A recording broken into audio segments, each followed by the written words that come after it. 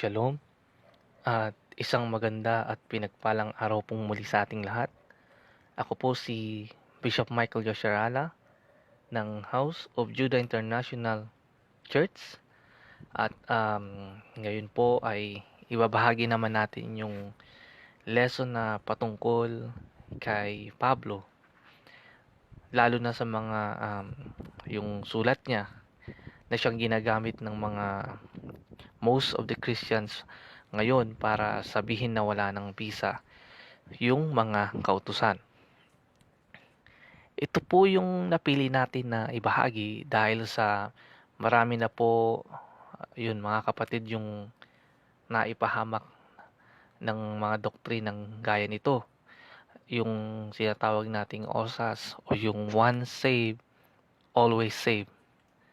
Saka yung by grace alone. Ayan mga kapatid. Tapos, yun na nga, tapos na at wala ng visa ang mga kautusan. Sa pagtatapos po ng maybe two parts o tatlong bahagi ng lesson na to ay matututunan natin kung ang Bisaya ba o si Pablo pati ang mga disipulo niya ay sumunod ba o hindi sumunod sa kautusan. May mga magtatanong po, bakit si Pablo? Well, una sa lahat, siya yung pinakapaboritong takbuhan ng mga taong ewan ko lang kung ayaw bang sumunod sa kautusan o ayaw lang talaga sa commandments. Pangalawa, yun, madami sa kanyang mga sulat ang na-misinterpret o nabigyan ng maling paliwanag ng ating mga leader sa church. Hindi lang sa mga churches, mga kapatid, kundi mga individual na din na mga follower daw ni Christ. Bago po tayo dumako sa ating main topic, um, gusto ko po munang bigyan ng papuri, pagsamba at pasasalamat ang ating Aba. All praises to the Most High Ahaya, Bashem Yoshaya, Warawak Kodash. Yan po yung pangalan ng ating Aba, ng ating Ama, Ahaya. At yung pangalan naman po ng ating Misaya sa wikang Hebreo is Yoshaya, na siya naman pong tinatawag na Jesus Christ ng mundong ito ngayon. Yung Rawak Kodash naman po ay yung Holy Spirit sa wikang Hebreo po lahat yan. Same language po na ginamit ng ating Messiah na mga karakter po sa Bible at ng mga disciples. Humingi rin po ako na pagkalooban tayo nawa ng knowledge, wisdom, and understanding upang ating maunawaan ang paksa natin ngayon. Uumpisahan po natin ito sa 2 Peter chapter 3, mga kapatid. 2 Peter chapter 3, verse 15 to 16.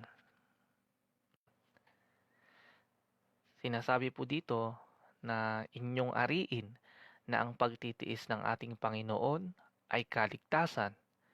Ito rin ang isinulat sa inyo ng minamahal na kapatid nating si Pablo ayon sa karunungang kaloob sa kanya. Verse 16, gayon din naman sa lahat ng kanyang sulat, sinasalita niya ang mga bagay na ito. Ilan sa mga ito ay mahirap unawain at binigyan ng maling kahulugan ng mga hindi naturuan at hindi matatag. Ganito rin ang kanilang ginagawa sa ibang kasulatan sa ikapapahamak ng kanilang sarili. Ayan, mga kapatid, pinapakita po dito na maging si Pedro, sino ba si Pedro? Siya po yung leader ng mga apostles na natasan ni Christ, mga kapatid. Maging ang leader po o maging si Pedro ay nagpapaalala rin sa atin na kailangan nating mag-ingat sa mga sulat ni Pablo. Dahil maski siya, mga kapatid, nahirapan din siyang unawain yung ilan sa mga sulat niya. So, ayan, lalo lamang po naililigaw ng mga sulat ni Pablo yung mga taong unlearned o yung mga taong hindi alam yung basics. Ano ba yung basics? The law. Dahil dyan, yun, misinterpretation ang nangyayari at hindi lang maging sa mga sulat ni Pablo, maging sa ibang mga kasulatan na din.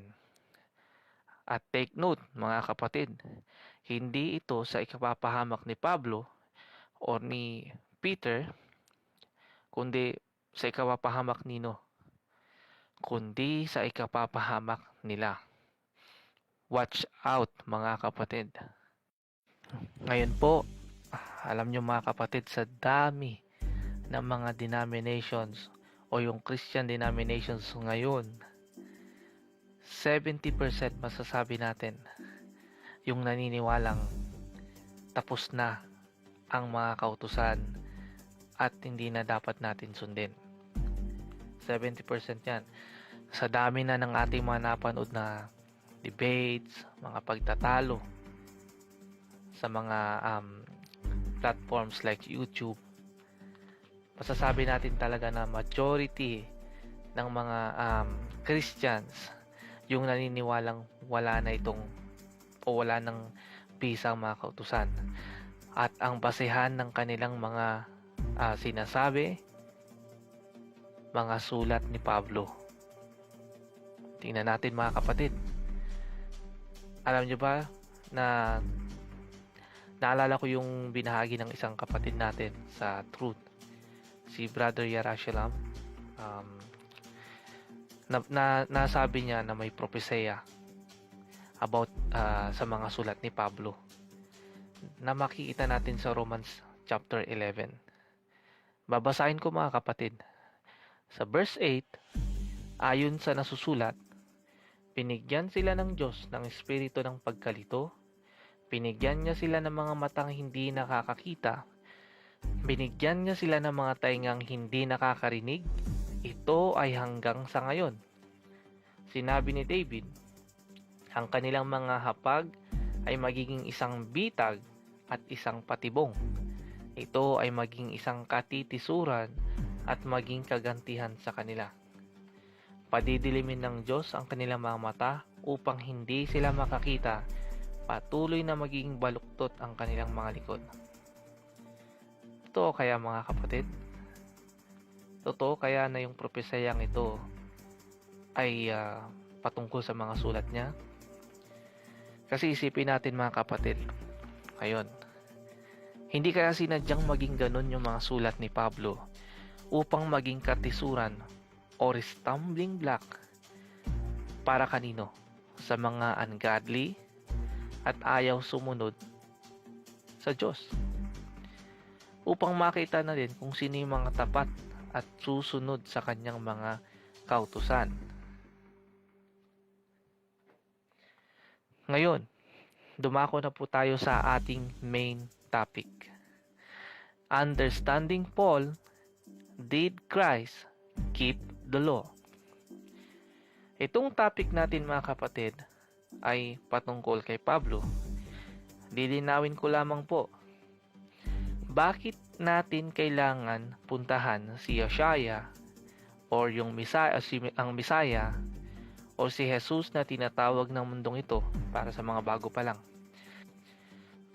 Mababasa natin mga kapatid na si Pablo ay follower din ni Christ.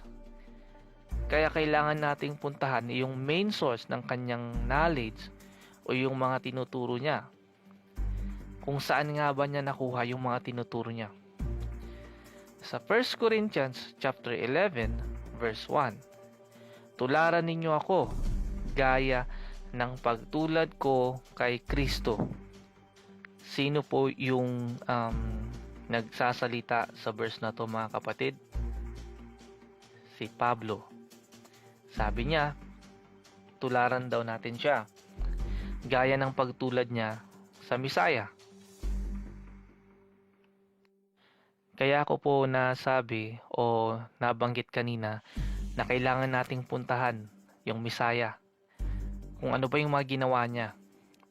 Kasi si Pablo ay isang follower ni Christ. So kung siya ay follower ni Christ, ginawa din ni Pablo yung mga ginawa ng Misaya. Hindi sila pwedeng magsalungat. Kung ano yung tinuturo ng Misaya, yun din yung ituturo ni Pablo. So yung mga tanong po mga kapatid na masasagot sa pagtatapos ng lesson natin ay kung sinunod ba ng Misaya ang mga kautusan na binigay kay Moses? At yung pangalawa, itinuro din ba ng Misaya sa mga disipulo na sundin ang mga ito? Ayan. Sa part 1 ng Understanding of Paul series, masasagot po ang mga ito. Umpisahan natin mga kapatid. Umpisahan natin sa John chapter 5 verse 45 to 47. Huwag ninyong isipin na ako ang mag-aakusa sa inyo sa harap ng Ama. Si Moses na inaasahan ninyo ang siyang mag-aakusa sa inyo. Dahil kung totoong naniniwala kayo kay Moses, maniniwala rin kayo sa akin. Dahil si Moses mismo ay sumulat tungkol sa akin. Ngunit kung hindi kayo naniniwala sa mga isinulat niya, paano kayo maniniwala sa mga sinasabi ko? So ayan mga kapatid, ang Misaya po yung nagsasalita dito.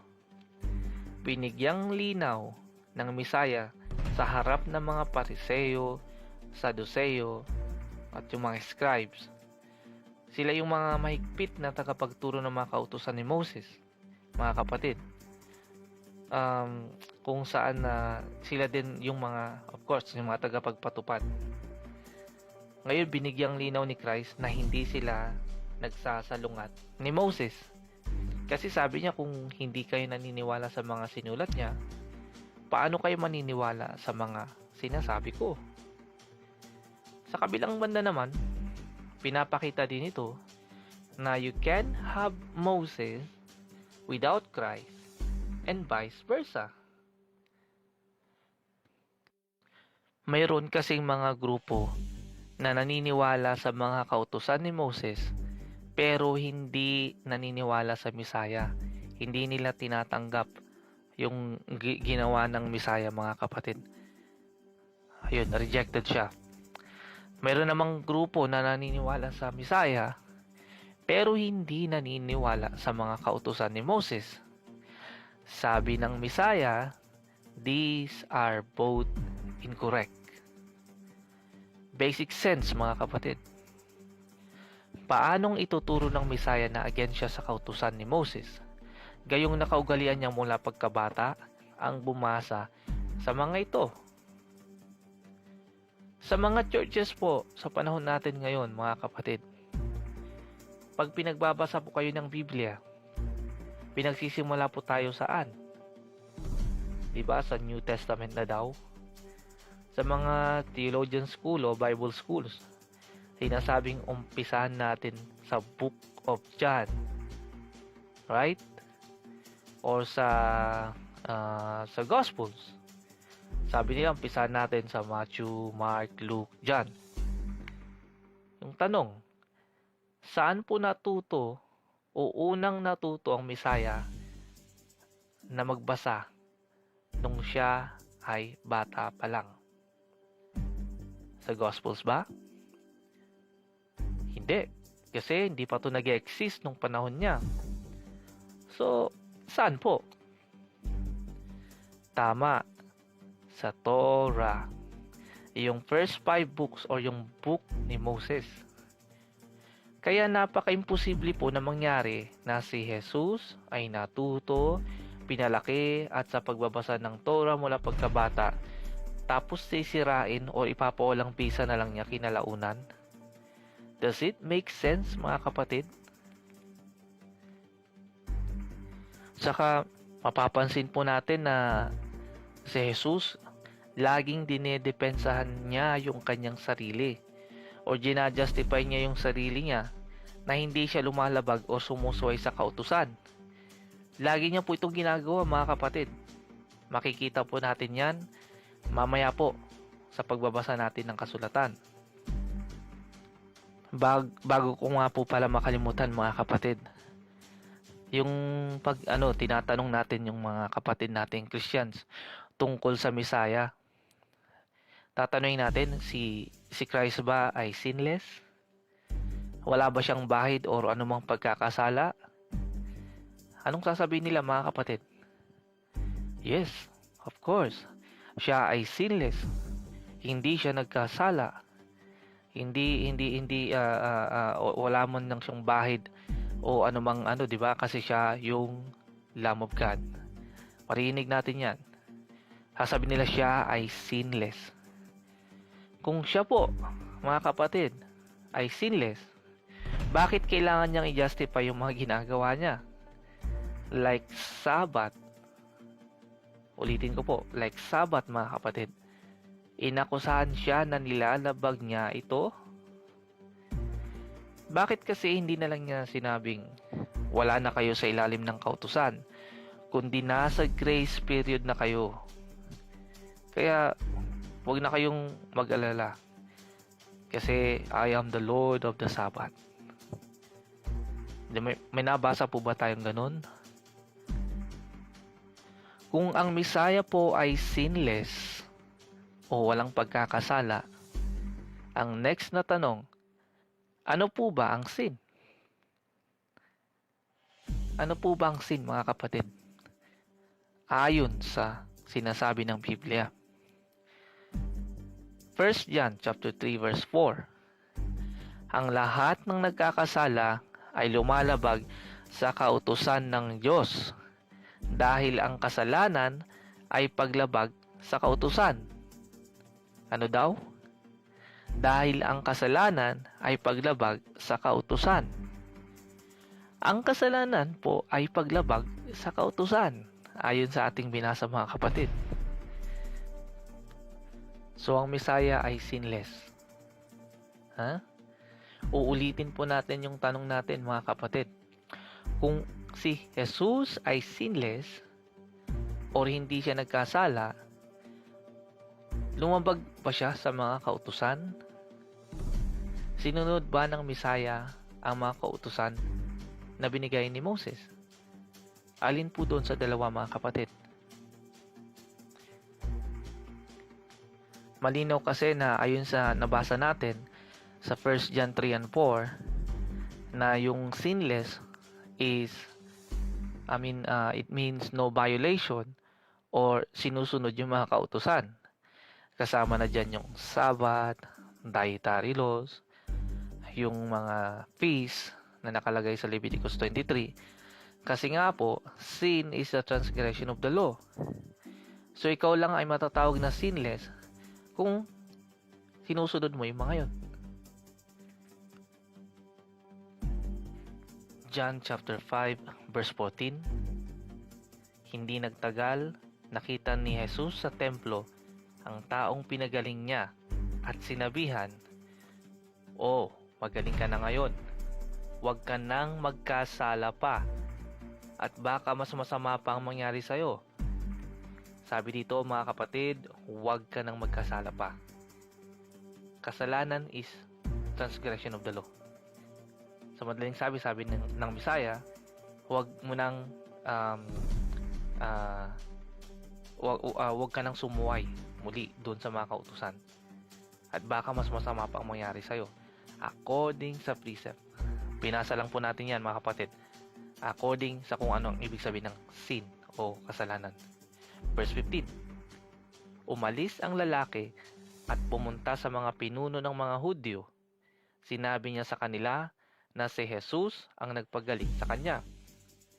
Kaya mula noon, sinimulang usigin ng mga pinuno ng mga Hudyo si Jesus dahil nagpagaling siya sa araw ng pamamahinga.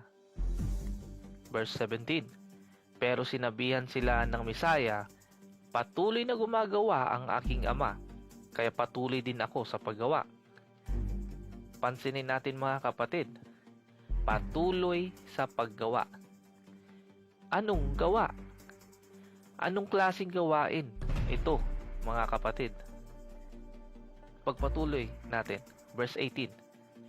Dahil sa sinabing ito ng Misaya, lalong sinikap ng mga pinuno ng mga Hudyo na patayin siya, sapagkat hindi lang niya nilabag ang batas tungkol sa araw ng pamamahinga, kundi tinawag pa niyang sariling ama, ang Diyos, at sa gayoy ipinapantay ang sarili sa Diyos. Ngayon, mga kapatid, hindi pa nga nakaka-move on yung mga Pariseo sa Sabbath issue. Heto at nadagdagan pa ng mas mabigat na claim galing sa kanya na ang ama daw ay kanyang ama. Ang ibig ko sabihin na ang Diyos ay kanyang ama. Pero tignan natin kung paano niya iniwasto ang mga maling paratang sa kanya. Puntahan po natin yung Matthew account kung saan ay makikita din natin yung kaparehas na story or topic. Let's get some more understanding, mga kapatid. The book of Matthew chapter 12 verse 9 to 12. Mula sa lugar na yon, pumunta ang Misaya sa sambahan ng mga Hudyo. May lalaki roon na paralisado ang isang kamay. Naroroon din ang mga Pariseo na naghahanap ng maipaparatang kay Jesus. Kaya tinanong nila si Jesus, ipinapahintulot ba ng kautusan ang magpagaling sa araw ng pamamahinga? Ito po yung pinapaliwanag ko na noon pa sa group, mga kapatid.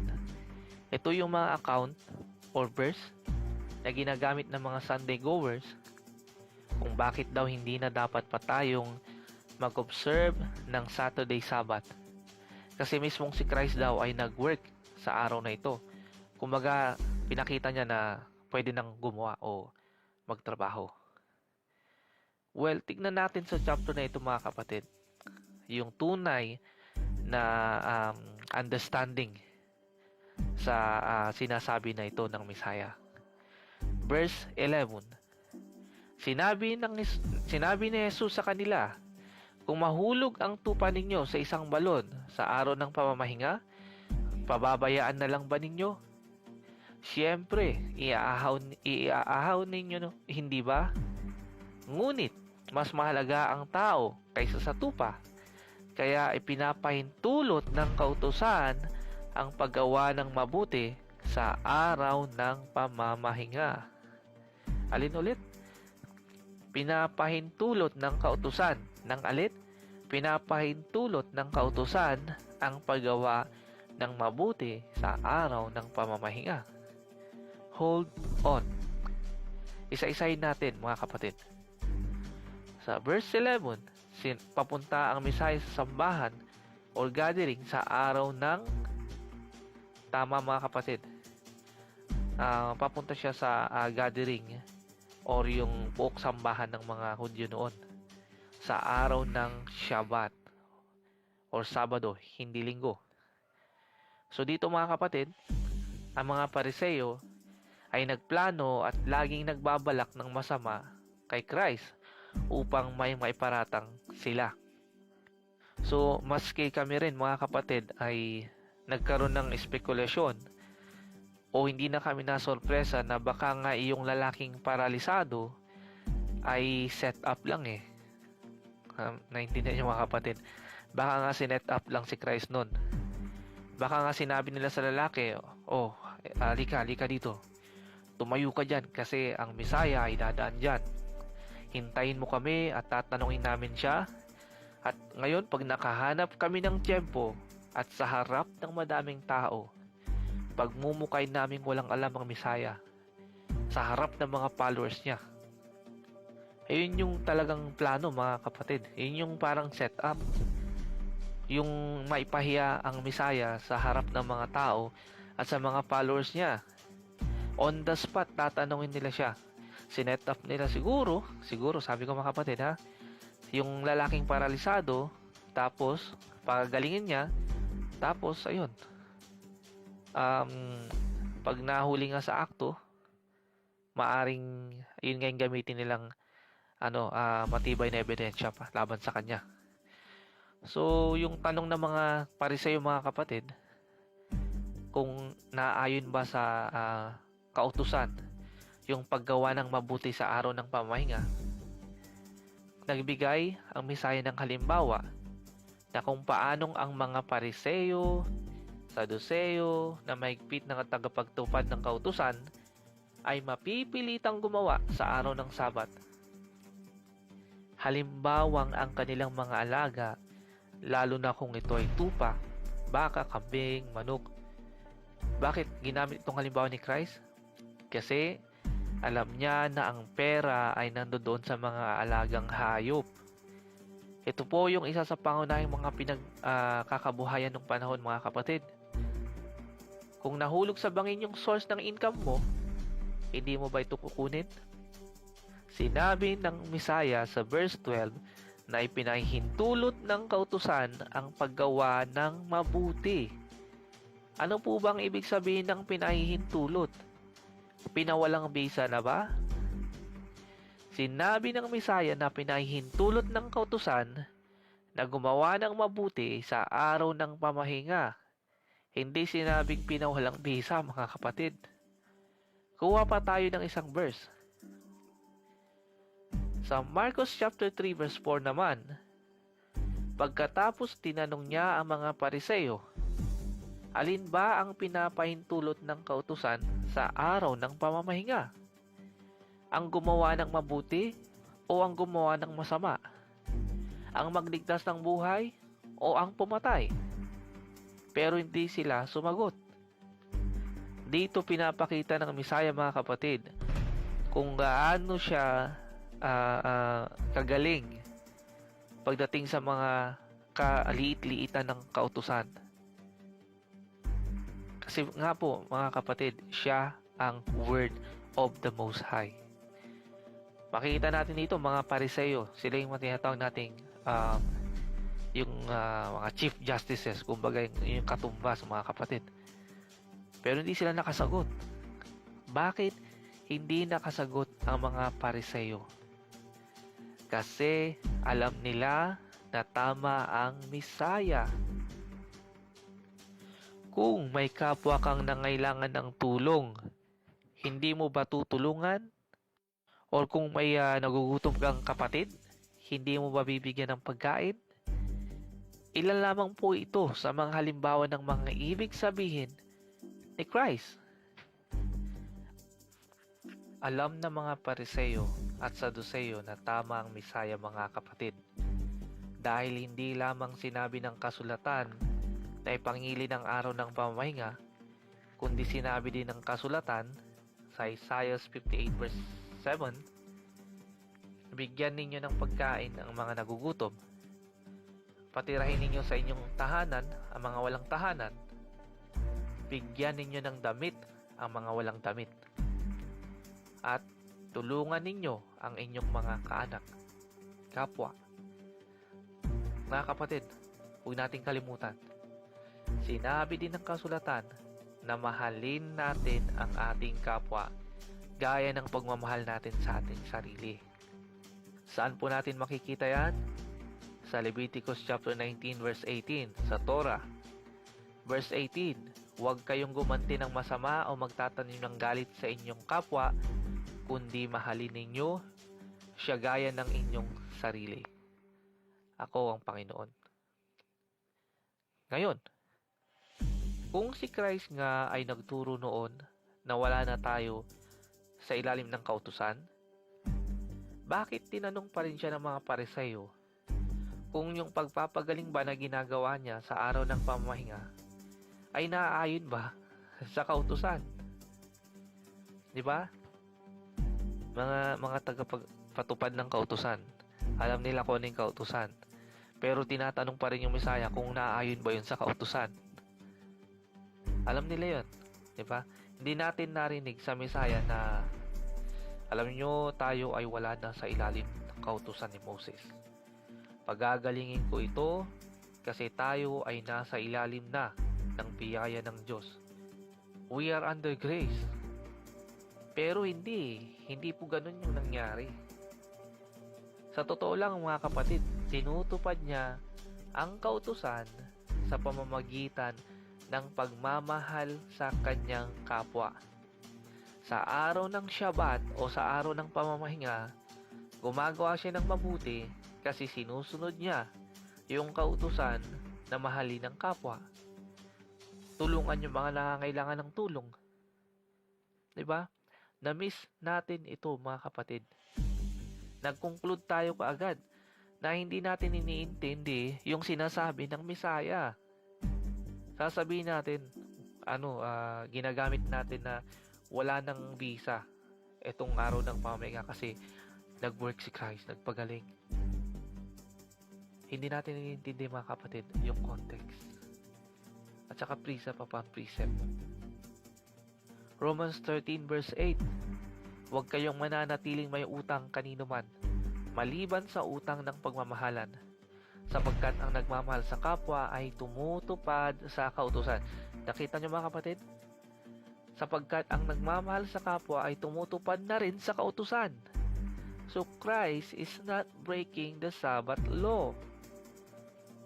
Sinusunod pa nga niya ang kautusan eh. 'Di ba? Kaya yung works doon, mga kapatid, magkakaroon din po tayo ng topic about yan. Sa works of the law, tapos yung good works na tinutukoy ng New Testament. Abangan po, mga kapatid. Christ is not breaking the law, mga kapatid. And He is not breaking the Sabbath as well. Ngayon, kung ikaw ay gagawa ng mga bagay na pansariling interes sa araw ng pamamahinga o sa Sabbath day, yun yung hindi naayon sa kautusan. Kasi ginagawa mo ito para sa iyong sarili. Sana ito naiintindihan nyo, mga kapatid. Yung mga Pharisees o yung mga masters of the law, mga kapatid, pwede nga nilang akusahan yung kahit sino na lumalabag o sumusuway dito sa kahit yung kaligtitan pa nung kautusan. Yung pagkakamali, mga kapatid. May pagkakamali ka lang, may maglalagyan ka. On the spot yan, mga kapatid. Kasi mga master sila ng kautusan eh. Pero, pansinin nyo, mga kapatid, wala silang nakita na mali na sinabi ng Misaya. On the spot, pwede na siyang batuhin sa paglabag pa lang ng kautusan sa araw ng pamamahinga. Doon mismo, mga kapatid. Kaya nga sinet up siya eh. Sa harap ng mga tao na makakasaksi sa sasabihin niya. Diba? Kung babasahin natin yung Mark chapter 3. Umalis na lang sila tapos iniwanan siya. Tapos nag-isip ulit ng ibang plano. Kasi this one nga didn't work. Itong setup nila hindi gumana, mga kapatid.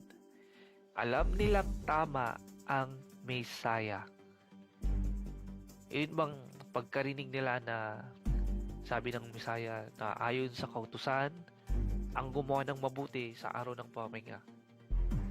Sabi nila, ouch, paano niya alam yun?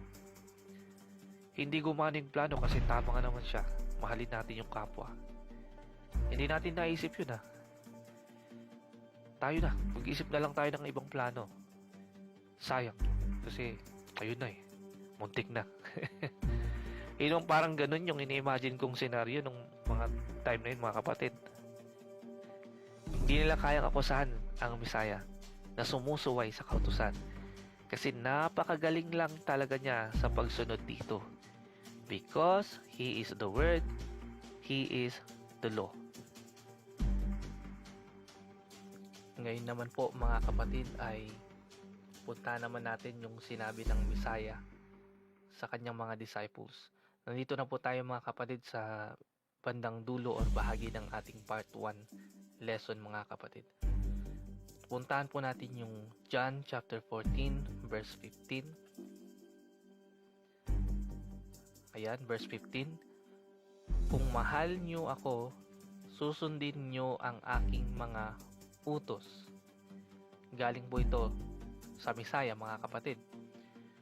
Naibahagi natin sa nakaraan nating topic yung the 10 Commandments in the New Testament. Ah, sa mga hindi pa po nakapanood nun, na-share ko po yun sa Facebook, ano natin, ah, timeline natin. Yun po yung nasabi ko po o naibahagi ko po doon na yung nagsasabing mahal niya yung Diyos ay sumusunod sa kanyang mga utos. Yan po ay makikita natin sa verse yan, chapter 5, verse 3. Kaya sabi rin ng Messiah dito, kung mahal natin siya, ay susundin natin ang kanyang mga utos. Kasi kanino ba galing yung mga utos na binigay niya sa atin? Sama, di ba? John chapter 14 verse 31. Ngunit upang malaman ng lahat na mahal ko ang aking Ama, ginagawa ko ang iniuutos niya sa akin. So same thing mga kapatid. Kahit ang Messiah ay sumunod din sa mga kautusan. Napatunayan na natin yan. Kaya tinuturo niya rin ito sa mga disciples na sundin ang mga utos. Kasi ang nagbigay sa kanya ng utos ay ang Ama. So kailangan din na ituro niya at ibahagi sa kanyang mga disciples kung paano niya sinunod yung mga utos, dahil mahal nga niya ang kanyang Ama. Hindi niya to pinakita o sinabi. Hindi niya to sinabi sa pamagitan lang ng salita, kundi pinakita niya rin sa gawa, mga kapatid. John chapter 15 verse 10. Kung sinusunod ninyo ang mga utos ko, mananatili ang pag-ibig ko sa inyo. Katulad ko, sinusunod ko ang utos ng aking Ama, kaya nananatili ang kanyang pag-ibig sa akin. Ito po mga kapatid, yung mga patunay na ang Messiah ay sumunod sa utos ng Diyos. At hindi lamang niya ito sinunod, kundi ay itinuro din sa mga disciples na gawin ito. Kung si Pablo ay tagasunod ng Messiah, hindi ba dapat ay gawin niya din yung mga ginawa ng Messiah? Dahil siya ay magiging isang sinungaling kung ang tinuturo niya talaga ay ang hindi na pagsunod sa mga kautusan, dahil hindi yan yung aral na nakuha niya sa Messiah, being a follower. A follower, right? Christ kept the commandment. The disciples also kept the laws, statutes, and commandments. So kung si Pablo ay follower din, ganun din ang kanyang ginawa. Magiging isang sinungaling siya kung sinasabi niya sa isang bahagi ng sulat niya na hindi na dapat natin sundin ang kautusan. Tapos sa isang bahagi ng kanyang sulat, sinasabi niya na kailangan sundin pa rin ang kautusan. Meron pong ganung part doon mga kapatid kung inyong mapapansin sa mga sulat niya. Kaya nga sinabi ni Pedro, binalaan tayo ni Pedro na mag-ingat tayo. Kasi may mga ilang bahagi talaga ng sulat niya na mahirap unawain kung wala tayong knowledge sa basics, which is the law or the Torah. Ito nga rin yung ginagamit ng mga Muslim para atakihin yung Biblia, kasi ang dami daw pagkakamali, lalo na sa mga sulat ni Pablo. Ngunit mga kapatid, yung problema kasi doon is yung understanding. Gaya ng sabi ko, by His will and power, yung good works at saka yung works of the law. Mayroon din tayo yung law of sin and death, tapos yung law of spirit and life na tinutukoy sa Romans chapter 8, o yung law of the spirit of life, na tinutukoy sa chapter 8 ng Romans, mga kapatid. Dalawang magkaibang o dalawang uri ng kautusan yon na dapat nating maintindihan. Ano yung hindi na tayo sakop? Kasi may bahagi ng kautusan na sinasabi ni Paul na kailangan pa rin nating sundin. At meron na yung ibang kautusan na hindi na dapat natin o naipako na o Yun, naipako na nga ng Misaya sa cross. He has nailed it to the cross, so hindi na dapat natin sundin. Kailangan magkaroon tayo ng knowledge o understanding sa mga bagay na yun. Kasi magkakaroon talaga ng kumbaga kalituhan kung hindi natin alam yung mga bagay na yun. Iti-take lang natin yung mga sulat ni Pablo na parang textbook lang sa elementary. Hindi ganun mga kapatid. Na parang yung sulat niya ba ay para sa iyo talaga o parang para sa iyo direct. Sumusulat siya mga kapatid, gaya ng sinabi natin dun sa unang video natin. Sumusulat siya dun sa mga taong alam na yung kautusan. Katulad niya, mga elders din sa churches mga kapatid, ng kanya-kanyang mga churches.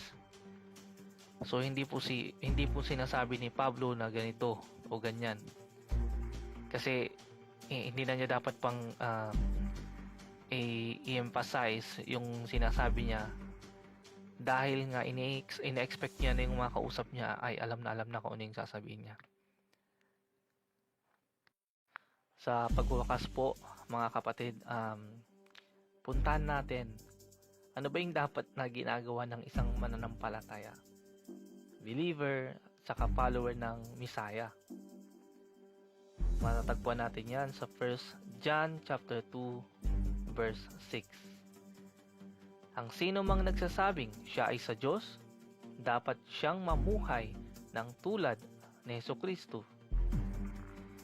Paano pong namuhay ang Messiah noong siya ay nandito pa sa lupa kasama natin? Binigyan po tayo ng halimbawa mga kapatid. Check natin yung 1 Peter chapter 2 verse 21 to 22.